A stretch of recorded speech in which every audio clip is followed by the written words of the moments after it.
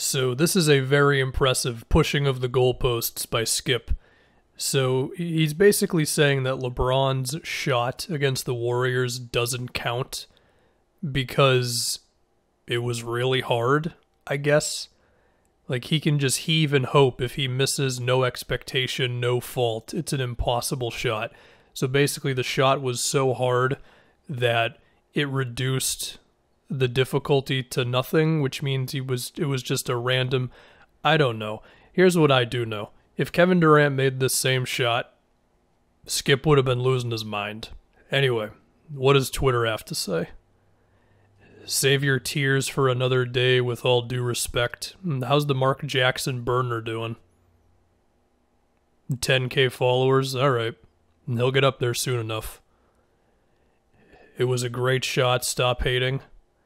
Imagine calling this shot luck and the Kawhi Philly shot great shots. Did Skip call the Philly Kawhi shot a great shot? I never saw his take on that one. It wouldn't surprise me. Skip right now? Yeah, pretty much. Let's take a look at that LeBron three-pointer. Why not? It was insane, man. The play was totally dead. I mean, there's 15 seconds left in the shot clock. We get a screen. They're trying to attack Steph. Steph hedges, does a really good job getting back onto KCP. Before you know it, there's only 5 seconds left. And I didn't even remember this part. They had to pass it back out to LeBron. And then just bang. But there you go. According to Skip Bayless, it was all luck, you know. An NBA player making a three-pointer was all luck.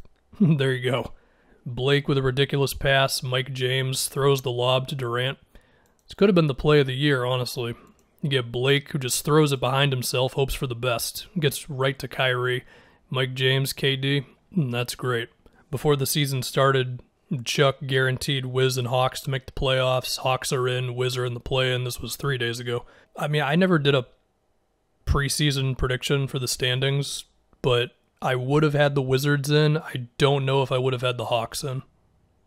And definitely not at number 4. I'll tell you that. Curry beats the first half buzzer with a 3 only he can hit. Which one was this one? Was this one of the step backs? It's looking like a step back. Yeah, it's a step back. It's just crazy, man. Like, the Lakers, like, they played good defense on Steph for most of that game. Like, that's good defense. What the hell else are you supposed to do there? I guess have somebody taller on him, I guess. But, like, that's just how it is. Monty Williams got the National Basketball Coaches Coach of the Year. So, because there's, like, 2 now, right? Is this, like, the NBA's official one? I don't know. It's between him and Tibbs, to me. I think either pick is fine. I mean, even if you thought the Suns were going to be good, you did not think they were going to win 50-something games in a 72-game season. So it's a fair pick. Dame on Nuggets matchup. They're not at full strength, but a wounded animal is the most dangerous animal. They have the MVP of the league and all that. Yeah, I mean, look, I think the Nuggets are going to win the series. So I agree with Dame. So Lakers Warriors had 5.6 million. It peaked at 6.1 million viewers. That's pretty cool. The one thing I would say with the ratings, number 1, I don't really care, but this is still cool nonetheless. Number 2 is the NBA is so huge on the internet nowadays. Like, the NBA's YouTube channel gets over 1 million views a highlight video. And I think we should remember that when we're talking about, like, cable watchers or whatever. Like, I mean, so much of the NBA now is online and streams and all that, and I think that should matter in some way.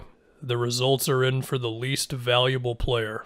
Aging shooting guard Monte Ellis won the trophy in 2017. Jamal Crawford won it in 2018. Solomon Hill 2019. Isaiah Thomas won it last year. Who won it this year? Dishonorable mentions, Kelly Oubre. Yeah, he had that insane bad shooting stretch. Let's see, Kevin Love, yeah, he barely played, and when he was there, he was not professional at all. Andre Drummond, Laker fans are going through it right now. Official ballot, Brad Wanamaker. Yeah, even when Wanamaker was on the Celtics, I didn't really get it.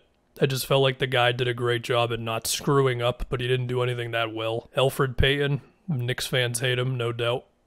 Dwayne Bacon. Dwayne Bacon loves to shoot. That guy is going to chuck it. And we'll see if he ever starts making them enough. Number 2, Rodney Hood. Yeah, one of the quietly more disappointing guys of the last couple years. Some of it's injuries, of course, but I really thought he was going to be awesome when the Cavs got him. I thought he was going to play off of LeBron really well. Didn't happen at all. And now, finally, the least valuable player is Aaron Baines. Oh, that hurts. That hurts. Because at one time, he was one of the most valuable, doesn't show up in the stat sheet guys. And of course, the Twitter account is amazing. Jokic, Embiid, and Steph are the 3 finalists for MVP. I mean, if it was up to me, Steph would win the MVP. I think he's been the best player this year. But Jokic will win. Derrick Rose, 6th Man of the Year finalist with Clarkson and Ingles. I think Joe Ingles is the 6th Man of the Year. He's going to get 3rd, but I think he should be the winner. His efficiency is nuts. I think he's the best defender out of the 3, although Derrick Rose has fit into the defensive thing for the Knicks very well. Ingles might be the best passer out of the 3 as well. I think he's the winner. He's not going to win it, though. Jimmy's still going to be selling his $20 coffee cups in Milwaukee. Is that legal? It's probably legal. I'm sure he'll be fine. Scott Brooks and the Sixers, they put their socks on 1 sock at a time, just like us, unless they're doing something tricky, putting 2 socks on, but I don't think so. Can the Wizards push the Sixers to like a game 6? You figure there's one game where Beal or Westbrook go crazy. If you want to go with the Bill Simmons logic, you'll say there's the Westbrook game and there's the Beal game, which takes us to a game 6. I don't know. Philly should win that series, and that's that. A highlight reel of Jokic's pregame sprinting ritual. Anyone who knows the second channel, which is now pretty much retired, will know that I made a video about Jokic sprinting. Look at him go, man. That's terrifying. Imagine that just coming at you. This is beautiful. It's like an elephant at full speed. Grizzlies Spurs average audience of 2.3 million. Safe to say the play-in was a good idea. It's just more fun all around, makes the games at the end better. Is it good if the Celtics hold the Nets to 115 if we score 116? I mean, you know, Brad is not wrong here.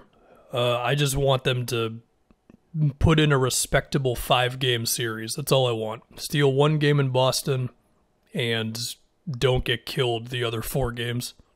The Wizards had a projected 0.6% chance of making the playoffs on April 6th when they were 17-32. Yeah, there's a tweet going around of 2 of my videos. One is saying the Wizards are the worst team in the league, which they were when I made the video. And then it's next to that, it's like the I'm scared of the Wizards video from like a week ago. And it's pretty funny, and it's pretty wild to just think about the Wizards season. Bam, not a finalist for Defensive Player of the Year. Gobert, Green, and Simmons. Yeah, I saw some tweets of people being like, well, it's always the same people every year and whatever. And I do understand the frustration, but it's tough to get in there, man. I mean, Gobert, Draymond, and Simmons, that's a really rock-solid top 3 candidates. Now, I will say, I think the way all defense is set up is stupid, because Miles Turner and Bam both deserve to make an all-defense team. And because there's only 2 centers, and one of them's definitely Gobert, that means one of them will not, and I don't think that's right. The 3 finalists for Most Improved, Julius Randle, Jeremy Grant, and MPJ. I agree with this. I think Jeremy Grant is still Most Improved. This is the weirdest award. I feel like half the time people are just talking about who ended up becoming the best player out of the finalists, which, yeah, that's Julius Randle, although MPJ has really been going crazy lately. But to me, Jeremy Grant still made the biggest jump. The guy went from 13 points to 22. Like, Julius Randle was already a big-time scorer. He still made a huge jump, no doubt about it. Defense, passing, and all that. But to me, like, Jeremy Grant still made the biggest. I don't know. I end up disagreeing with Most Improved every year. Like, to me, last year, Devontae Graham was the obvious winner. And I don't even remember who won the award, but yeah. Westbrook finishes with 18, 15, and 8. 30-point blowout over the Pacers. Did anybody watch this game? You can admit you didn't. It's fine, because I certainly did not. I told myself, if this game is close in the second half, I will watch it. and it was never close.